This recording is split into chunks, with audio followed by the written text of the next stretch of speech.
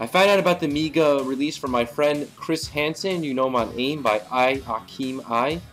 He told me that this was what got him into wrestling. That's why I started playing this game. So that's how I got more information about that. Anyway, this game also features baby faces and a set of heels, which are not selectable. The baby faces are the same guys in the other game, which are British Bulldog, Hulk Hogan, and Ultimate Warrior. And those are the only 3 selectable characters, which sucks ass. A big old fat ass. A Rikishi fat ass. Fat ass fat attack from Ass Jack. Someone better call his mother. No. Somebody call my mama. Somebody call my mama. Someone better call 911, because this is a Brodus Clay prehistoric ass attack, and there's liquid shit involved. Like Mr. Poopy from Gaming Palooza 3 Old Wars.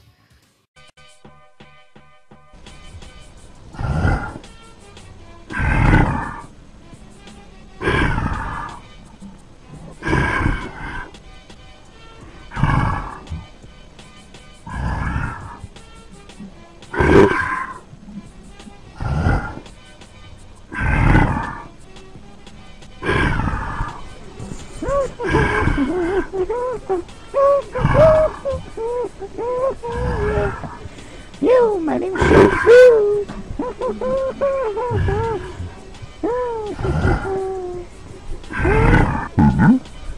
Hey, dude. My name's Shafu. What's your name?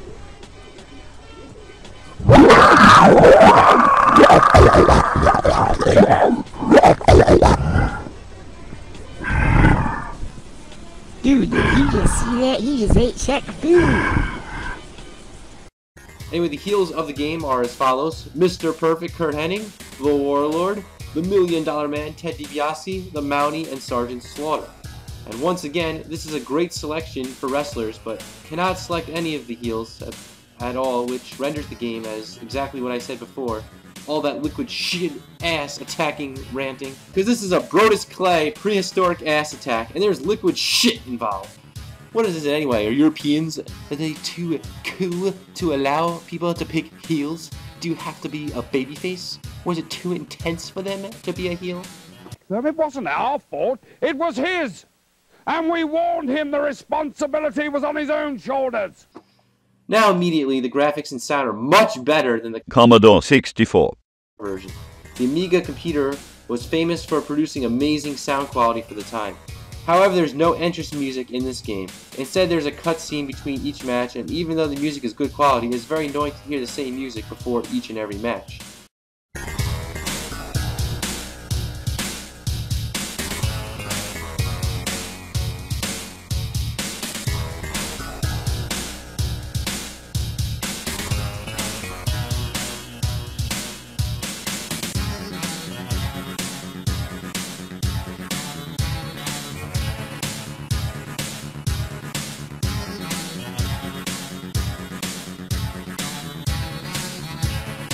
Now, the gameplay of the Amiga version of the game looks quite similar to the arcade hits Superstars and WrestleFest. Unfortunately, the gameplay is not quite as good as Superstars and WrestleFest, and here's the reason why. First of all, this game, just like the Commodore 64, has had the most basic moveset that Ocean Software could possibly get away with. Come on, McMahon, pay them more money. When it comes to doing a wrestling game, here we have the typical punch, kick, drop kicks, and well, holy shit! A goddamn pile driver. I'll give Ocean credit. The pile driver is pretty good, but as you can see here, Ocean Software didn't even get the punching sprites correct at all. Who the hell punches with their fingers pointed outwards? Is that even a punch, or is that an attempt to gouge out my eyes? Good thumb to the eye works every time, Jesse Ventura. Even though the punching absolutely sucks, you can always go outside the ring and beat your opponent with a steel chair. You like that? Take that, you son of a bitch! Eat my chair, you bastard! What you gonna do, brother, when Hulkamania runs wild on you? The graphics, as mentioned before, look pretty similar to Superstars and WrestleFest, the arcade game, which are widely popular by old-school wrestling fans. In the background, there's a Titantron screen that has a picture of each wrestler. The crowd really doesn't move at all, but there is a guy at the ringside that does look like Donald Trump. Judging by the look on his face, I don't think he's too happy with this shitfest of a wrestling game either. The character models actually look pretty good for 1991. Each wrestler has the correct colors, clothing, and appearance. The ring looks like your typical WWF ring with the red, white, and blue ropes. The Commodore 64. version, the Amiga version, does have turnbuckles with the WWF logo. However, the ring apron is still blue, which does resemble a WCW apron. The outside of the ring has no floor mats, but instead has a wooden floor. What the hell is this? Some cheap house show? I'll give Ocean credit. The graphics may be the only good thing about this game as far as I can see. Oh, and by the way, that looks like the joystick, unlike the Commodore 64. Hey, get that off my screen! What the hell? Who did that? This ain't Commodore 64. Anyways, before I was rudely interrupted by the Commodore 64. our Gaming Palooza production team, who by the way can kiss my ass, this game plays just like any typical fighting game, one match or another, until you win the WWF World Title. Every time you win a match, a little graphic pops up that says match over. And the reason Ocean puts that match over graphic is the game was because if you were too lazy to design two separate graphics for you win and you lose.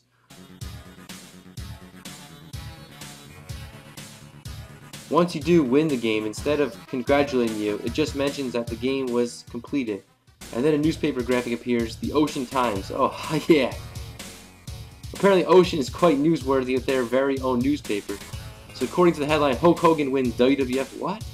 Hogan won the whole company? The whole World Wrestling Federation belongs to Hogan now? Or do they mean he won the WWF World Title? And they were just too lazy to put a real, full headline. Hulk Hogan, we coming for you, nigga!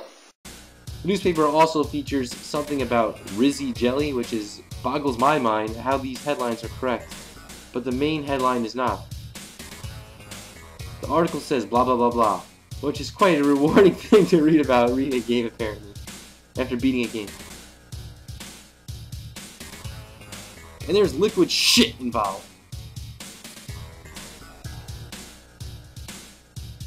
Okay. Apparently the Ocean Times is free, which is good because the only thing it's good for is wiping my ass. It's like playing that game Battle Tank, you know. It's good for punting into the ceiling or kicking it. Overall, the only good thing about the game is the graphics and the pile driver. You may like it. Commodore 64. Hey, get that thing off my screen. What the hell?